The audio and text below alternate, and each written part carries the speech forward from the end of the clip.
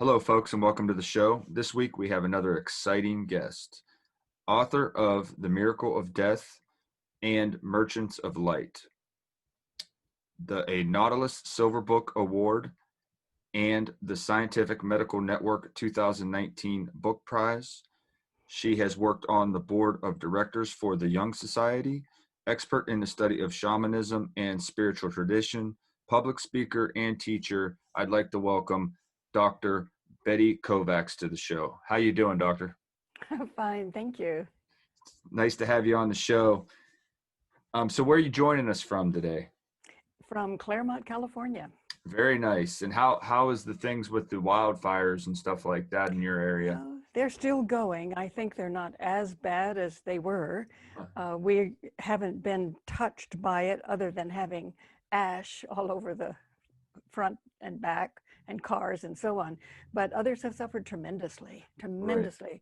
What the acreage that's been lost in the homes and people homeless is a serious, serious catastrophe.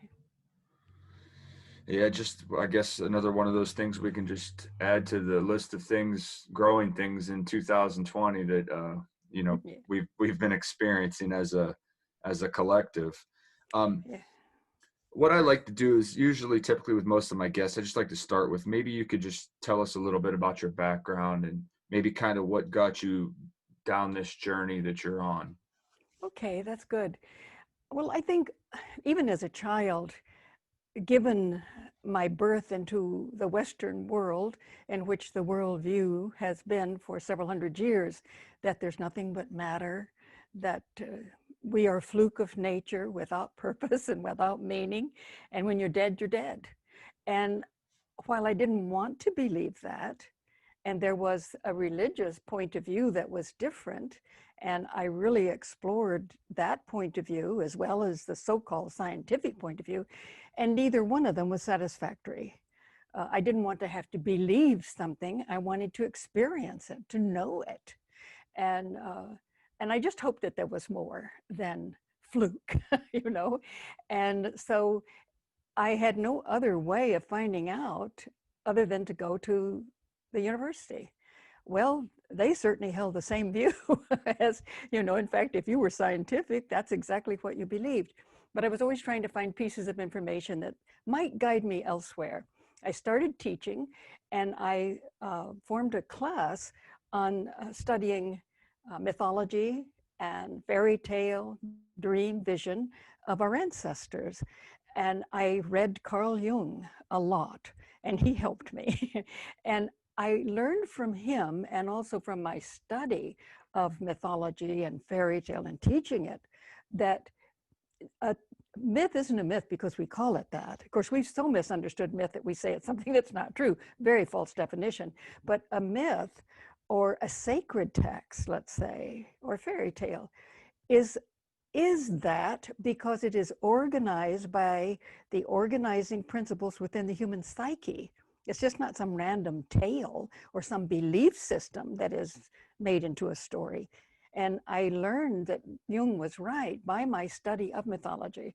So I went back to the university, got my PhD in comparative literature and symbolic mythic language. And so I was able to see throughout the world that there are stories that follow those principles, and those principles are always for our growth and development, for evolution. So we can see a false one right away, such as the tree of good and evil in Genesis. That's an inverted myth. Almost Right. everything in it is false, but it is set up for control. We can be controlled if we think we're nothing. So I started doing that study, and I also then worked with students during the counterculture 60s, 70s, and 80s too. And the students they're wonderful. And together, we just really explored these structures and learned a lot as a result of it. So I continued in that way until almost the time I retired. Everyone in my family was killed in separate automobile accidents. My mother was killed, and then 1 year later, in fact, at the same day, at the same hour, our son died from an automobile accident that had happened 13 days earlier. Wow. Then 2 years later, My husband was killed in another automobile accident in his home country, Hungary. He had gone there to see his family, and he was killed. But before my husband died, he and I had very powerful experiences with our son, Pishti's consciousness after he died. And I'd always feared, could it really be true that when you're dead, you're dead? Right. Well, with this, we had powerful experiences with him, and that changed our lives. And So that that's did that kind of change your view of how you look at the afterlife or totally. yeah. Now, as a mythologist, I knew that every culture's developed mythology really reflected an experience of a more intense and higher state of consciousness.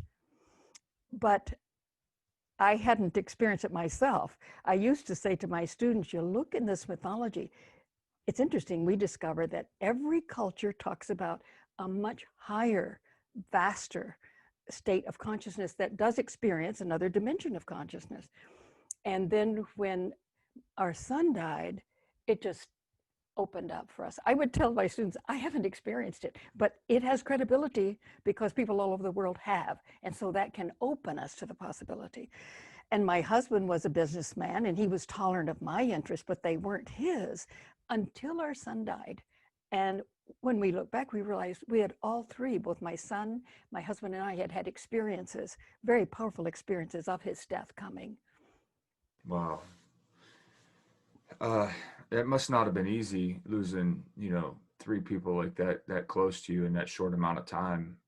How are you able to, I mean, to deal with that? And I mean, what was it that, helped you push through or to continue to grow spiritually?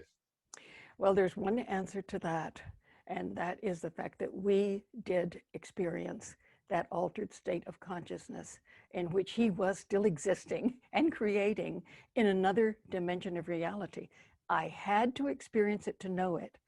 And my husband, who one time I tried to tell him about an experience I had had, I had worked twice in Peru with shamans, and I wanted to tell him of an experience I'd had. Unfortunately, I didn't pick a very good time. He was reading the sports section of the LA Times, and he kept trying to pay attention, but he didn't want to. And finally, I said, "You're really not interested in this, are you?" And he said what is really authentic and legitimate. I have never had that kind of experience, and I can't relate to it. I really don't understand what you're talking about. But then, after Pishti died, and he had these experiences, he sat up on the bed and said, I will never look at the world in the same way again. I had no idea what you were talking about. Mm, And he became an anchor for me because while I had longed for these experiences all my life, I'd been trained in the university and I never had accepted that the rational mind is superior. I'm grateful for it, but I had taught from the right brain, the myths, the symbols. But I realized that I had become addicted to right mm, brain consciousness. So I had to overcome that. When I was in the vision, I knew. But when the vision was over, my right brain would jump on it and try to tear it apart because it had been trained that it was superior and there was nothing else important. So I had to overcome that cultural programming and addiction. And it turned out that my husband Ishvan was the one who was the anchor for me because he didn't have that problem. right. Now you had mentioned, you had experiences with your son. What are some examples of that? Well, after he died, now he was in a trauma center for 13 days and he was unconscious. We didn't know whether he would live or die. And I had no experience with him during that time. But after his death, after 1 week after and after the memorial, then that Sunday, Istvan, my husband and I both experienced him. And my husband simply, it was in the beginning, it was more subtle. It's like he said Pishti was here. He knew, he felt his presence. And I did too, but I had a vision. I knew he was present, but it wasn't as specific as later. But I had a vision of souls from other dimensions of consciousness spiraling around and chanting. It was just the most powerful chanting. And I knew that what they were telling me is that they were being born on the earth now to help us through what the earth is going to be going through. And their message was, our brothers and sisters on the earth are dreaming a terrible dream. And I knew, of course, what that dream was, Right. that we had what we had done to ourselves, and we didn't know who we are, the Wow. power of who we are. And later, as an example, though, my husband would actually have a clear image of Pishti, and his girlfriend, Jenny, also did. But I would only know where his presence was. I would know where it was located. I'm not sure I understand that yet, but it was located in the room, but not the image.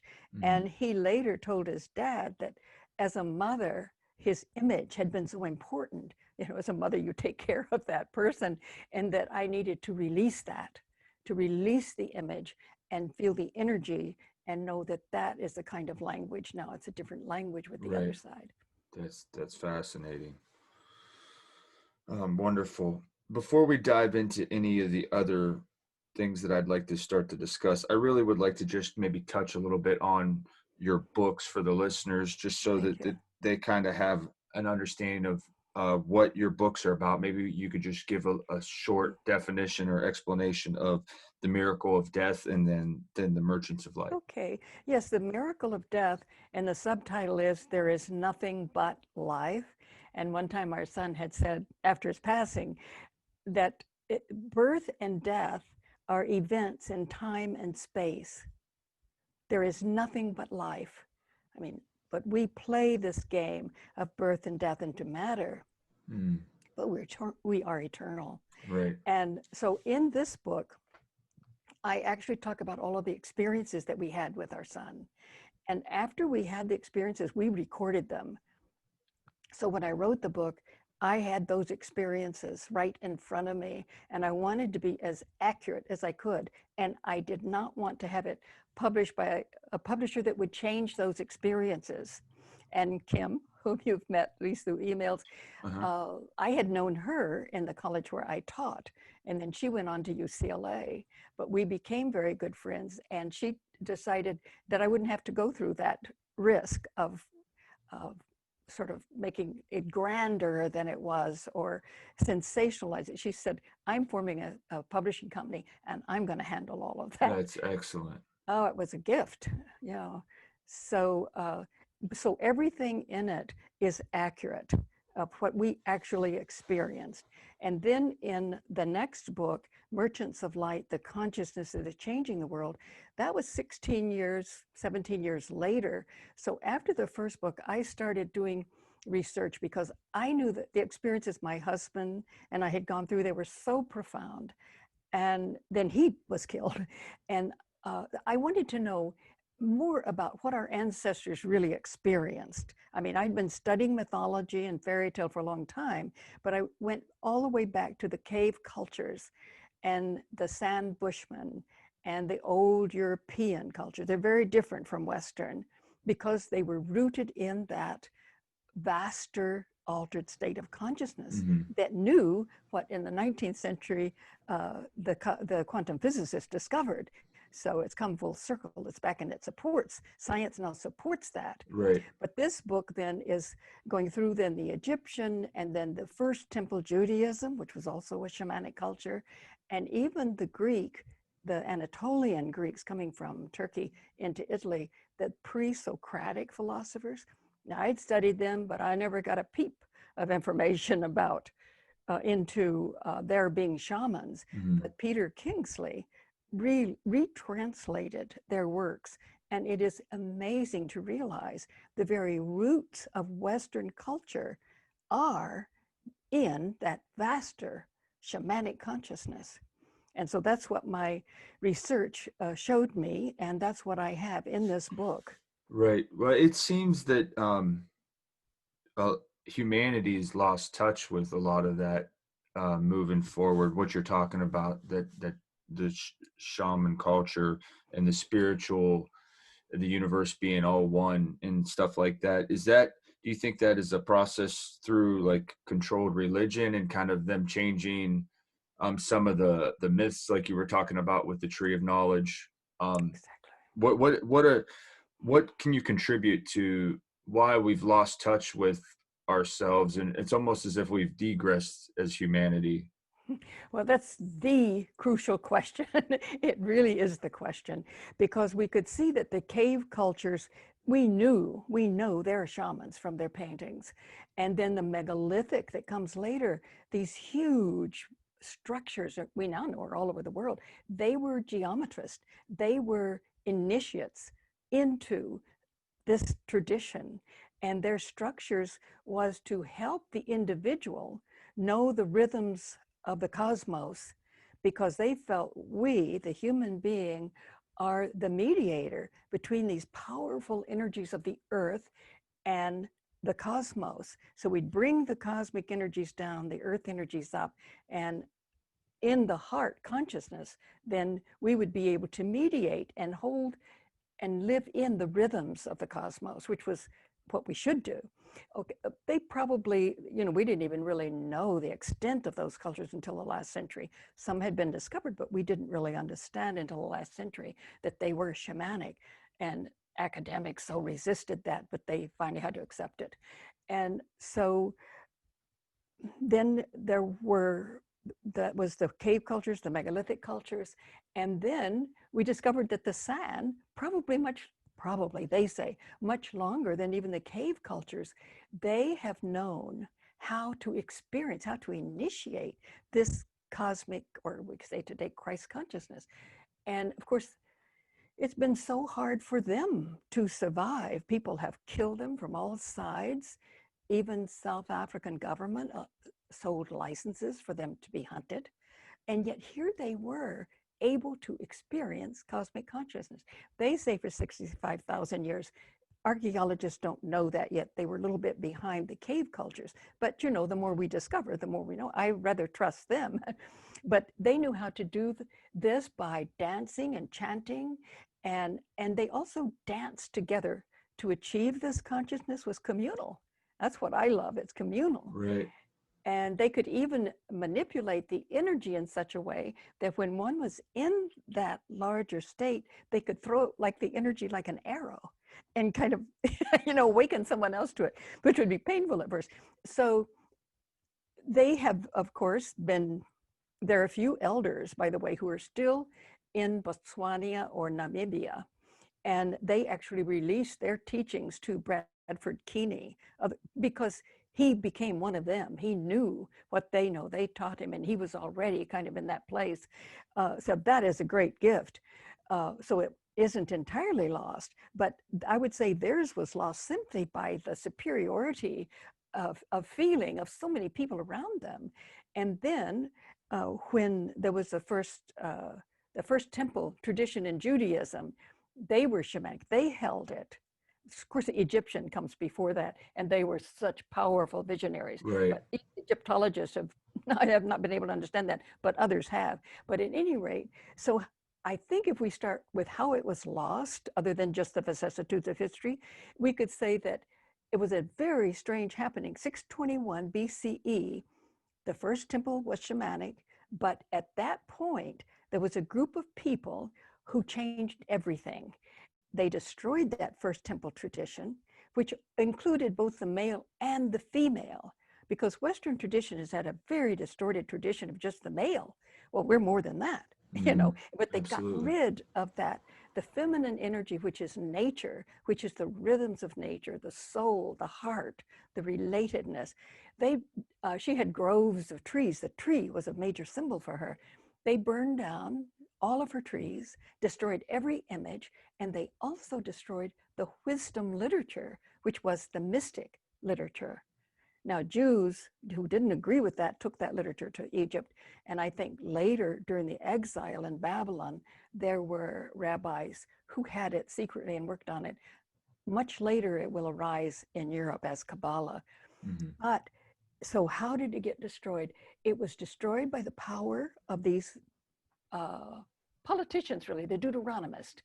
And nobody really knows where they came from, but they came in, they changed everything, said this was wrong, God said this, and they took this beautiful story of the goddess who's a soul, the inner dimensions of reality. It's in every body, man and woman, and so distorted it that they developed original sin, the fall of man, none of which, of course, is true.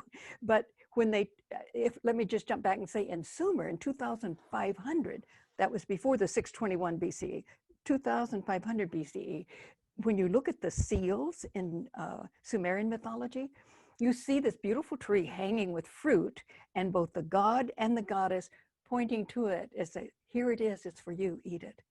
And that was highly developed in Egypt. The tree was the feminine, and she was always giving Right. either drink or fruit to whoever sought it. And Oh, it was of wow. a higher consciousness. So our heritage was taken over by politicians. Mhm. And then Jesus, that Jesus tradition, according to the scholar Margaret Barker, and she has wonderful evidence, that that tradition was an attempt of the Jews to bring back the first temple shaman mystic tradition.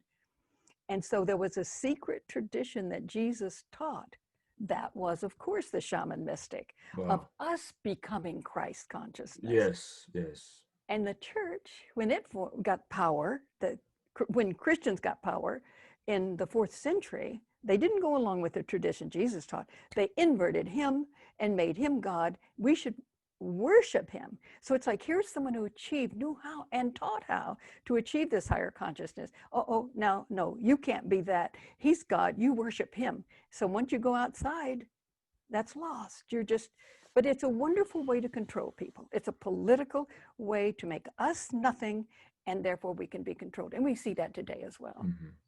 Yeah, a lot of that's been lost with Jesus, hasn't it? I mean, Ah, yes. that's And purposely, you know, it really answers your question of how that did, does. mhm. Why do you think why do you think there's such a want for power and to control others like that? Yeah, that's a really good question too. And I think that, well, there's, you know, the Nag Hammadi texts were texts that were found right after the war, World War II in 1945. They had been buried by the priest at Nag Hammadi because the church had made it very clear, if you don't get rid of them, we will. And in those texts, we see a Jesus who says, when you drink from my mouth, you and I are one. And also, he says, if you will bring forth what is within you, it will save you. But if you do not bring forth what is within you, it will destroy you. And I think that's an answer to that question, is that people who, and they've lived in a culture that has said there is nothing, but they then not being able to find that deep inner fulfillment of who they are. Each one of us has a particular medicine to give the world. If they don't find it, then I think that flips the ego outside to reflect the outside world, not the inside of who they are. And so they snatch and grab anything, everything to give them meaning. And for some reason other, it's since they don't have power over themselves, they want power over everybody else. It's like alcoholism, or sometimes, very often, people, because they know they're not in control themselves, they want to control others. And I think that's what That, we have. that's a valid point. That definitely makes a lot of sense. You had mentioned that quantum physics, and that there's kind of been maybe an awakening in science as far as an overall spiritual view. Do you think humanity as a whole, people are starting to wake up to this? And because I do see a lot more people talking about it and sharing ideas and things like that. Yes, is the answer. I think so. If I take when I was in high school, nobody ever said anything. It was the traditional spiritual tradition or religion. And just yesterday, for example, there was the showing of Thrive 2. Did you by any chance know about that? It'd be Thrive 2. They did a Thrive 1. And this is a group that sees completely what's going on. Mm-hmm. And they are in touch with people around the world who are working toward a world that is sustainable, but that will thrive, in which all people will thrive. They even talk about a 0 point energy and that kind of thing.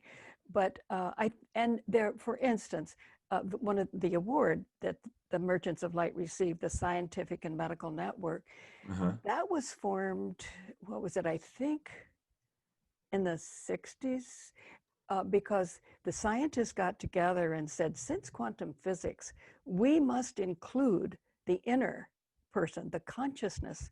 We can't act like it doesn't exist anymore. So they bring scientists and mystics or visionaries together.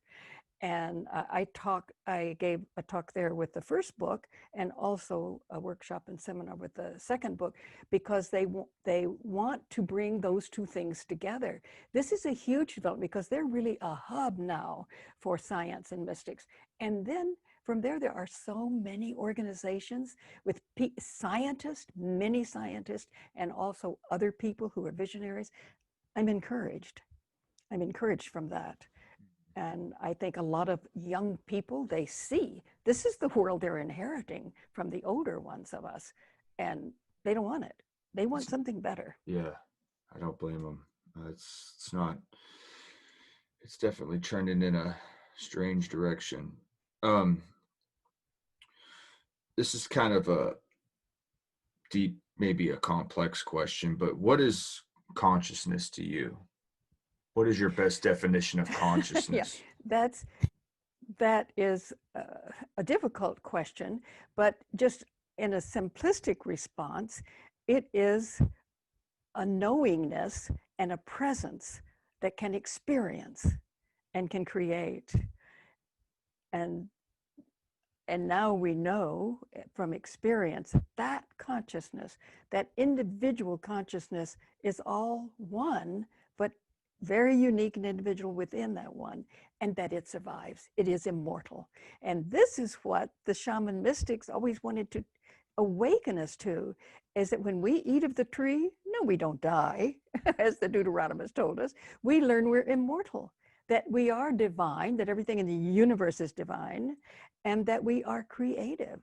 So I would say that that knowingness of consciousness allows us to be creative. We need to know who we are.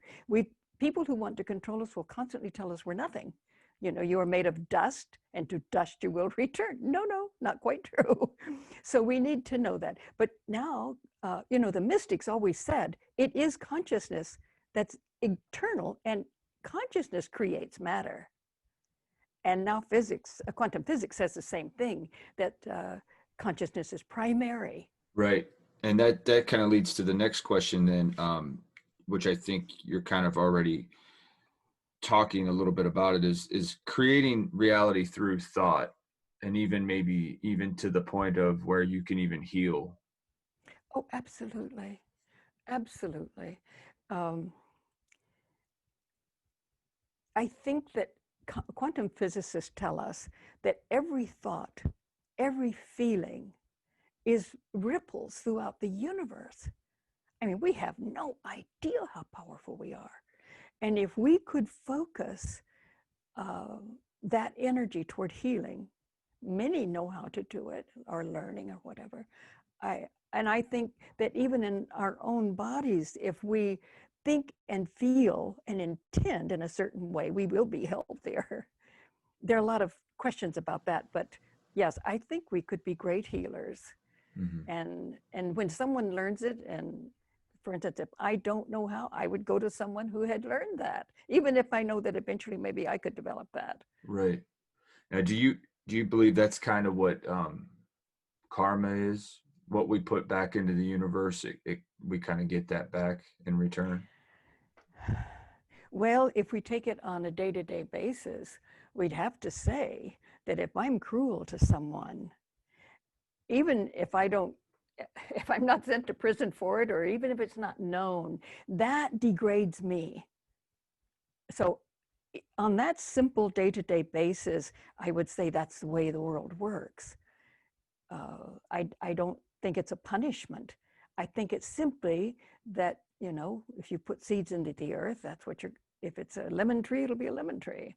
If it's a watermelon, it'll be that. So Mhm. if we put out thoughts and feelings and acts that are harmful to others, then we may have a lot of money in this life, we may have a lot of power, but that does not mean we have not degraded ourselves deeply and profoundly. And there will be consequences for that. Right. Can you talk a little bit about synchronicity Yeah, versus maybe coincidence? that's good. You ask the best questions. Well, that's always been a big issue because, for example, let me give you an example of the fact that my son died at the very hour that my mother did on the same day 1 year later. How does that happen? I thought, well, this is synchronicity, and it's a meaningful coincidence, as Jung said. It's a meaningful coincidence. What is its meaning? And I, I don't know. And I think a lot of times we don't know. We just think that is so strange. And yet I feel, and I used to always talk about this with students, we hold those synchronicities in our minds. Sometimes it's much later that we see a larger picture. But I think we must honor those synchronistic events because it's where very often there's no cause and effect, but it's a relationship of life and relationships and things like that that come together. It's a relatedness, not a cause and effect. But I think that we must always be open to a greater meaning of them. Yeah, I think you're right. I think you do need to be open to a greater meaning, and you kind of need to just be open-minded enough to see that there's a synchronicity there, right? That's Because true. And not because just dismiss it as a coincidence. yeah, because I mean, you can almost find them. I don't necessarily know if it's daily, but it's very often if you're paying attention, I think. Mm-hmm. Oh, yes, I think so. Yes, I just think so many are lost for the reason you say that we don't pay attention. And I know very many people, for instance, we also work with a foundation in New York, the Forever Family Foundation, and they certify mediums. And we work very often with one and that's all of them say, pay attention. When someone dies, pay attention because they may be trying to get through to you. In fact, they Yeah, will be trying. yeah, they will try. Mhm. Yeah. So, what are your thoughts in the state of the world right now and what's going on with everything? Well, it's a big question, and there are many things to say about it. But certainly, what we see is a surging upward into consciousness of the darkness, the shadow side of our species, of when we see the terrible things going on around the world, the murder, the control, when we see that, and maybe we could pick one dictator or one president or one person and say, oh, we have to get rid of him. Well, we may need to, but it is something that is a cancer within the human species. And so we need to, not through violence, not through war, not through killing off someone, but we need to try to understand what that is that would cause people to do what we see is being done. And a lot has been done in this country undercover. And I think what's happening is that it's all coming out on the surface. And it's a time in which we need to pay attention and and and certainly those people who are doing harmful things to children and Mhm. people all around, they need to be released from power. But we also need to know this is a cancer. To what degree do I play a role? To what degree could I be complicit? What is my work to Mm, help heal myself and humanity? that's beautiful. Mm-hmm. That's well put, well said. Yeah, I think we all should look at that, like you're saying, and Absolutely. we have our own, all have our own obligation to try to better humanity and figure out ways that we're contributing negatively and try to change that. That's valid. Absolutely. And I would add to that that we've been so taught that we're nothing. We need, and that's why I wanted to write the book to show, oh, we are our most natural intention is to evolve, to grow, to become, to understand, and to realize the principles of the universe and live in harmony with them.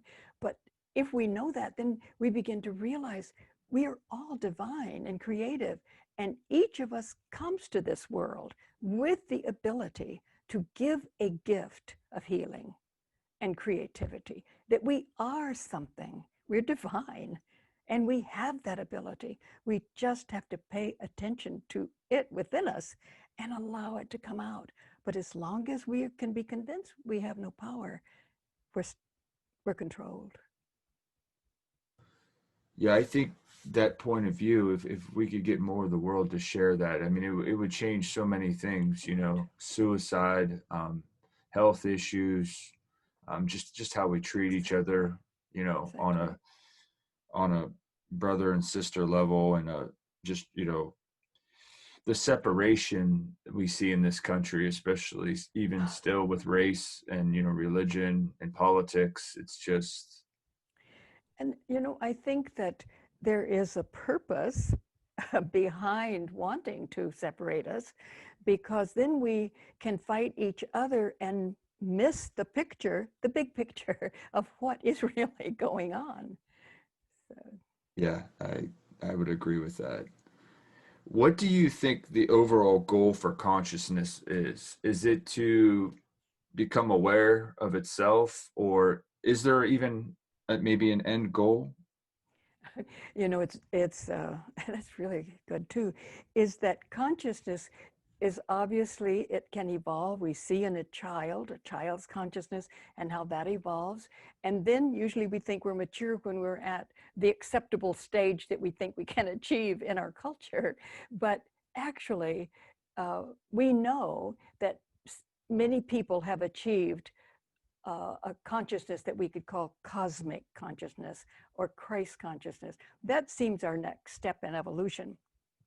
Many people have experienced just maybe a few seconds, and their lives are changed. For instance, Richard Maurice Bach was Walt Whitman's doctor, and he had an experience.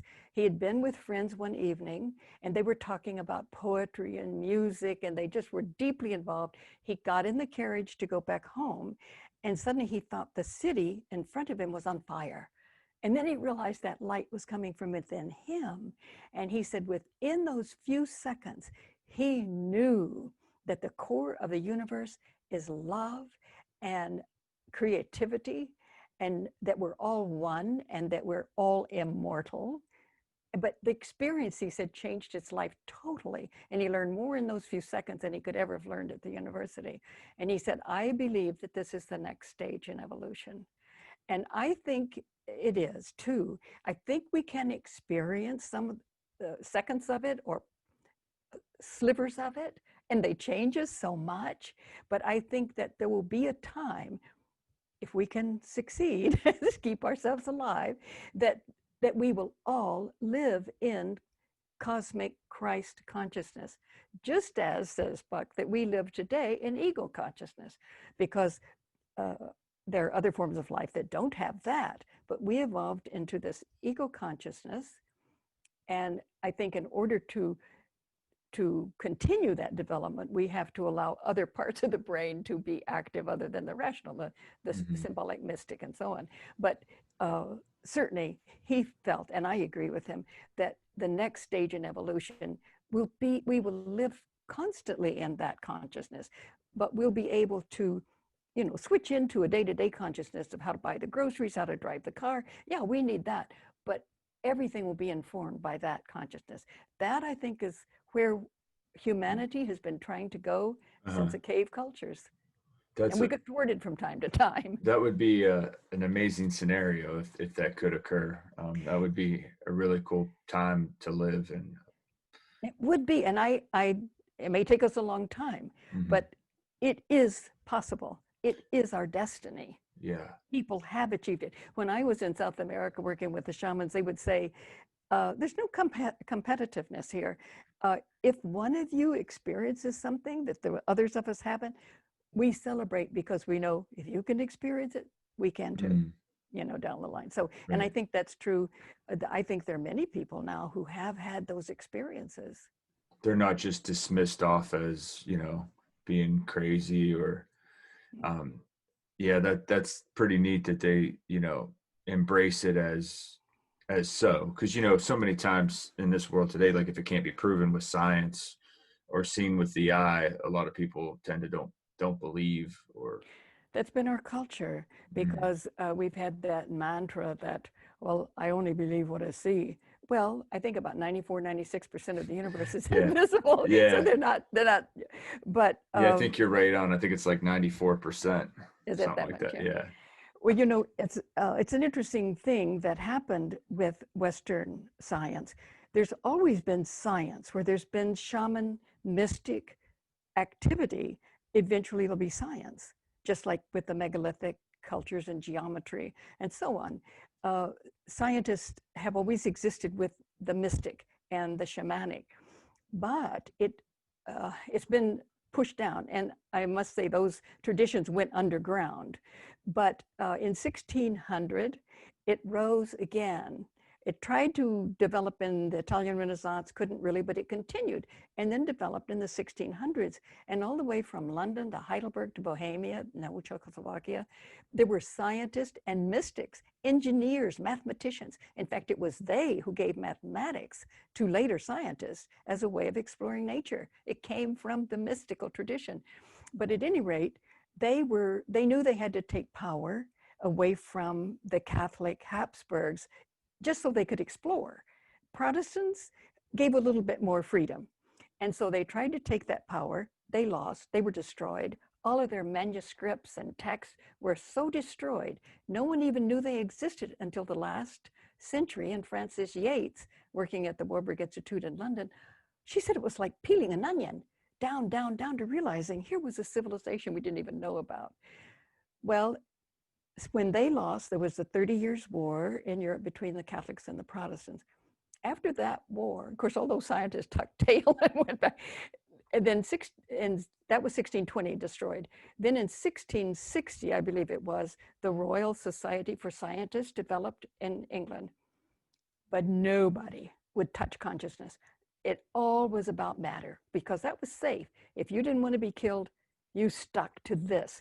And it's an ironic thing that the church for did not allow any kind of inner development. You'd think, well, they would want that. They're about spirit, right? Well, but that gave us power. right. And so Wow. that's how, for several hundred years, scientists even began to believe there wasn't anything but matter, and that we inherited the most dangerous, most destructive worldview that I could, or that anyone could imagine, with this nothing but matter. I mean, matter is spirit, it's coagulated spirit, so to speak. But no, there was nothing but matter, and if you didn't believe that, you weren't smart. And don't think anything happens after you die. There's no purpose. You can create a purpose during your life, but at the end, death takes it all away. That is heinous. It And I'm not is. surprised that we have psychopaths and every other kind of Right. sociopaths trying to control others. They were brought up on misinformation. Right. That makes a lot of sense. You were mentioning that sometimes people can maybe catch a sliver of that that higher consciousness. That kind of reminds me of a lot of people that have had near death experiences and they've kind of come back and they've been changed in a lot of ways. And in some ways they can even psychically they've changed. Absolutely. They often come back with powers they didn't have, abilities they didn't have before. And they come back really concerned about what we're doing, that this terrible dream that we're having. Yes, Kenneth Ring has collected, and others, but Kenneth Ring is one of the original ones. He's collected hundreds and hundreds of experiences of near death. When I spoke the first time at the Scientific and Medical Network, they had many sessions on near death, but they say it's not near death, it's actual death. They're flatliners. And some people say, oh, well, it's just the carbon dioxide that's, well, I said that's true, but they also are dead. You've got to consider that they have no brain function And yet they're seeing things sometimes around the world that are happening with with brain dead, the brain dead.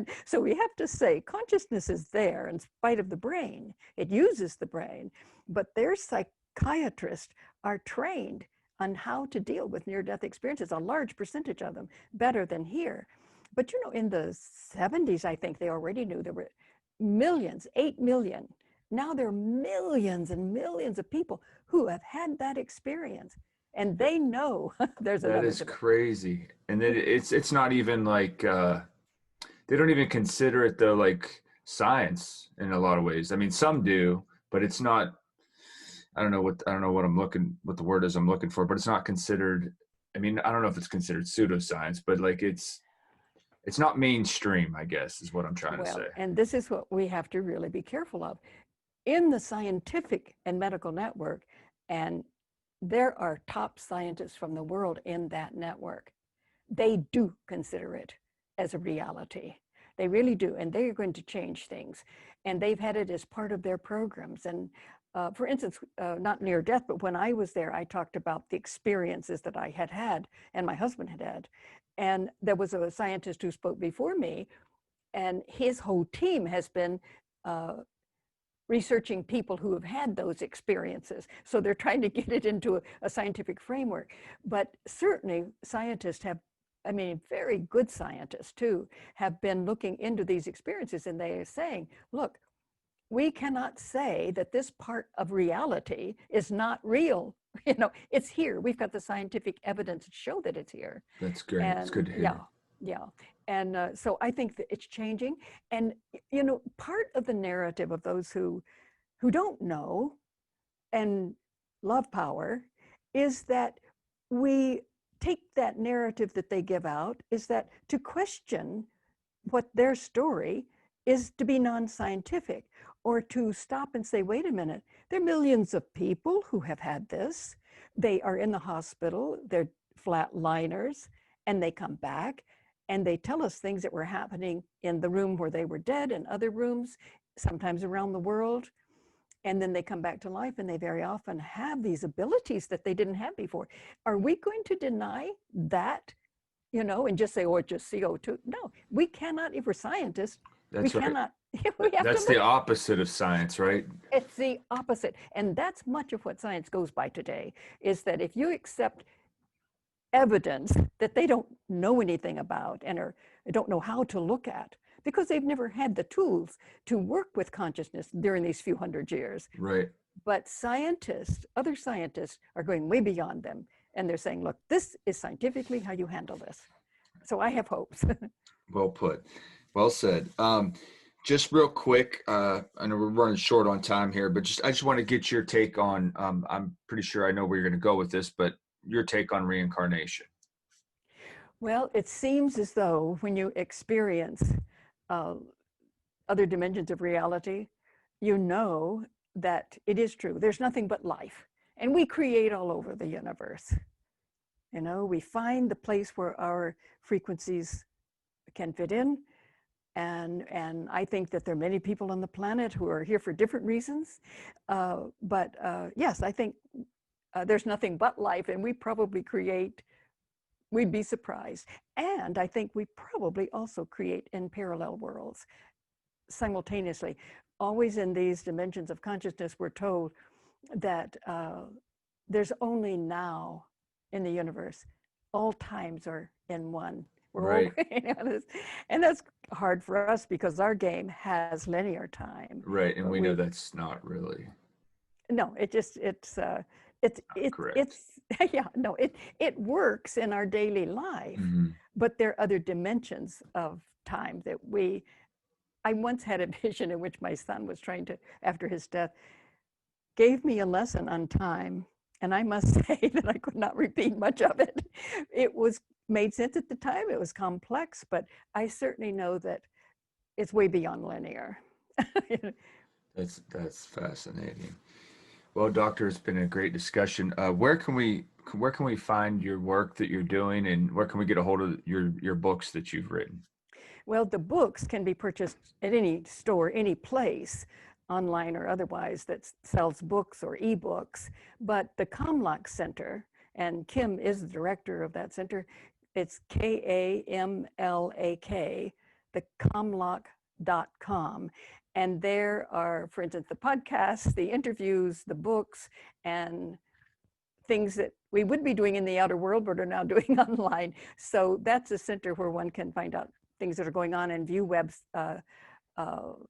review talks and various programs that are online if they want to. So she's done a great thing of getting it all together and keeping it together. Excellent. Thanks for coming on the show. It's been a Thank fascinating you. discussion. Thank you. I've enjoyed it very much. Thank you, Dylan. Thank you. Okay.